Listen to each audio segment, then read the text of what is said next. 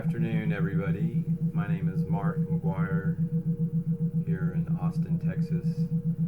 And today I wanted to be a little bit prophetic, drop some science for you about the days ahead, what's coming for our collective future.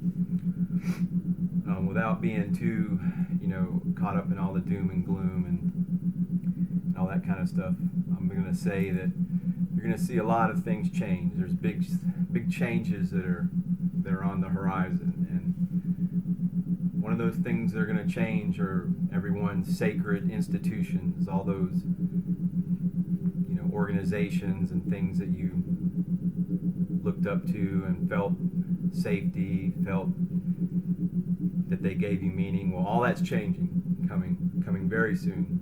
I mean, if you're at all attuned to what's going on in the world, you can already see that it's well on its way.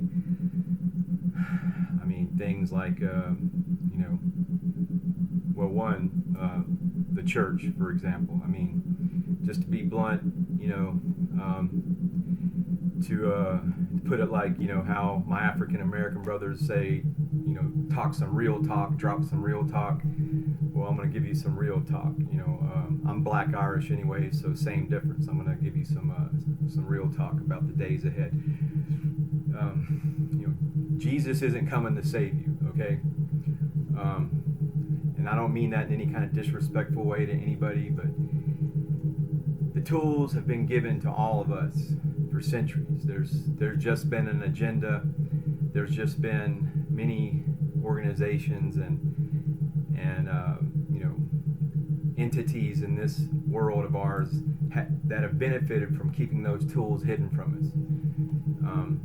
I'm not going to go into biblical scripture, but yeah, the energies that are within us, that all of our faculties as divine human beings, everything is there to save ourselves, to put the ego in its place, get our energies aligned from our root chakra straight up on through to the violet flame. It's all there. It's all within us, and you, every one of you, each individual, you have to stop looking for someone to come save you. It's all within you. When you kind of walk a path with that knowledge, like I've done my entire life, you learn to take care of yourself.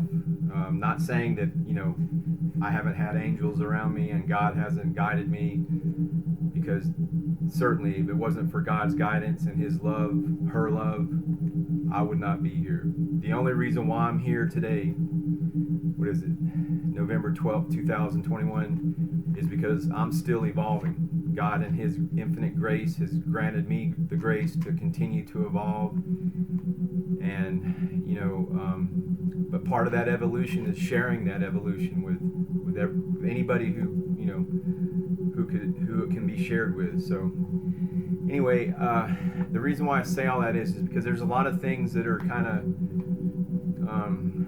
people have these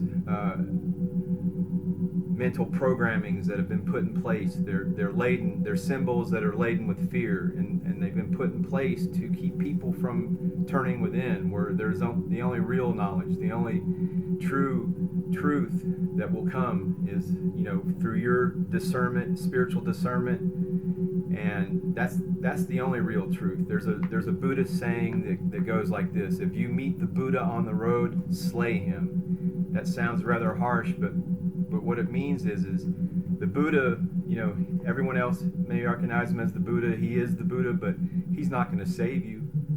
You can follow him, you can read his books, you can emulate him, but you're not going to be him or her. There's all kinds of Buddhas, enlightened ones, bodhisattvas, those that have achieved samadhi, nirvana, so nirvokapal samadhi being the highest in this earth realm. But anyway, so there's a lot of there's a lot of kind of images and stuff that people just they repulse them for because their preacher or somebody told them it was evil. But the preacher's not the Buddha, the preacher's not you, so you have to you have to dig in. No one's coming to save you. I'm telling you, in the days ahead, it's going to be rough, but we have all the tools. We have all the power to save ourselves and to thrive and to grow. Raise your energies higher. Be Bob Marley, not as opposed to like whatever it is that you find. But Bob Marley is always somebody that's always like been a prophet for me. I mean, when I was stationed in the Army in Hawaii, I saw Bob Marley revered, his legend, his music. He was revered as a deity, someone who brought the truth. And so, I think Anthony Kiedis from Red Hot Chili Peppers says, Bob Marley, poet and a prophet. Bob Marley walks it like he talks it. Well, anyway, I'm going to read the preface to a book. It's not really important what the name of the book is, but the preface to it is important because it talks about somebody who lived truth, who dug for truth, and they walked it like they talked it. So anyway, here we go. So this person is known as Uncle Setnak. I guess it's like an Egyptian name. He's an author who dares to tell you the truth, an increasingly rare thing in our world today. This book is an essential guide to the left-hand path, a path which leads to one who treads it to becoming more independent, permanent, and perfect. These are high goals, and hence it is a difficult path. On a difficult path, only those who tell you the truth are your friends. Uncle Setnak is your friend. This book provides you with his best advice. The history of the left-hand path is laid out in some detail in my book, not my book, but the person writing the preface, Lords of the Left-Hand Path. And there the reader can see many examples of individuals who have in some cases become what I call a lord of the left-hand path. A lord is a sovereign, that is, one whose being is independent of the environment and whose will is potent both within that environment and within itself. A sovereign path is self-determined, and once the sovereign has developed his or her skills, nothing can stand in the way of its realization. To become such a sovereign in one's own life is the ultimate aim of the practice of the left-hand path. In many ways, Lords of the Left-Hand Path provides a background and context which makes the contents of this present book gain immeasurable depths. This book shows how our own forebears have practiced what Uncle Setnak has taught through the ages. For anyone who seriously undertakes the work of the left-hand path, the subject of the present book, an unparalleled adventure in life awaits. No one can engage in this work and remain unchanged from the time before he or she seized on the plan. It is a plan which is generally forbidden by polite society. Therefore, it is difficult. It is a plan which opens the traveler up to a level of meaning which forever transforms the status quo of his former life, and hence it is dangerous. This book is a bridge. In Don Webb's former book, The Seven Faces of Darkness, he outlined a group of practical magical techniques drawn from the ancient papyri. That's Egyptian writing, Egyptian scrolls, spelled Papyri. So created by the Sessian cult of Egypt. In ancient times, many of the practitioners of such sorcery eventually went on to become philosophers who wrote such treatises as those which came to be called the Corpus Hermeticum. Scholars ponder how individuals developed from mere sorcerers into profound thinkers. The key to the mystery lies in the invisible bridge of teachings, which effect a span between the two kinds of thought, between sorcery and philosophy. This bridge is usually made up of oral teachings. Uncle Setnak's present guide is one of those rare works that does in writing what in the past was done with oral teachings.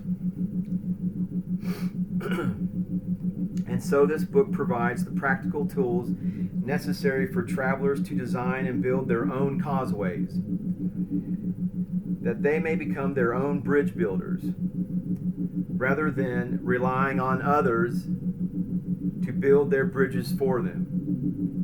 This is the only method possible for those who would make their ways along the true left-hand path. Only rarely does a genuine lord of the left-hand path share his secrets. Don Webb, like other Runa Raven authors, is not merely a writer, he is a doer. He has spent years working along the left-hand path, becoming initiate and then teaching real people face to face, designing curricula and leading a major initiatory school. He is not just stringing words together to delight and entertain his readers, though he does that as well. He is providing you with an essential guidebook to the greatest adventure life offers. That was written by Stephen E. Flowers in 1999, quite some time ago. I think I had just gotten to Austin. I'd gotten out of active duty Army in Hawaii, from Hawaii, and came here to Austin in March of 1999. And I've been here ever since. You know, I've spent some time out in West Texas and Alpine. That was a hell of an experience out there. I played in a Beatles tribute band. There was only like one bar in this whole area of West Texas that anyway, there were some great people out there. I hope one day I get to connect back with them. Gilbert Lujan and all those guys. Jimmy, I mean the drummer of our Beatles tribute band. But what were we called? Something Rubber Revolver. I don't know, something. But anyway, you know, the point is that was written in 1999. Here it is, 2021. You know, time warps, time flies, timelines. You know, soul fragments. But it's time to gather all of your fragments of who you are back together. Get it fused in the light and the knowledge of what I call, you know, the divine creator, infinite intelligence. It's gonna be kind of a shaky ride going forward, I think, you know, but a lot of things, a lot of information, a lot of disclosures are going to be coming out about things that it's going to shock people, really, and what we're going to see, because we're at the end of the fourth turning. You know, this is going to be a tumultuous time going ahead, at least until 2030. But you know, society is going to transform, to put it nicely. And you know, is it the end times? Is it? I say, yeah, it's the end times. It's the end of, you know, ignorance, the end of exploitation, poverty, hunger. I mean, there is absolutely no reason why everybody on this planet can't have a good life. But there is a reason, and that reason, if you know what the Archons are, if you know what, you know, go watch the movie They Live with Rowdy Roddy Piper. I think that's back from the 80s. That'll fill you in on what we've been living under, basically. But that shit's been yanked out, and it's all glorious, clear sailing and into the light ahead. Namaste.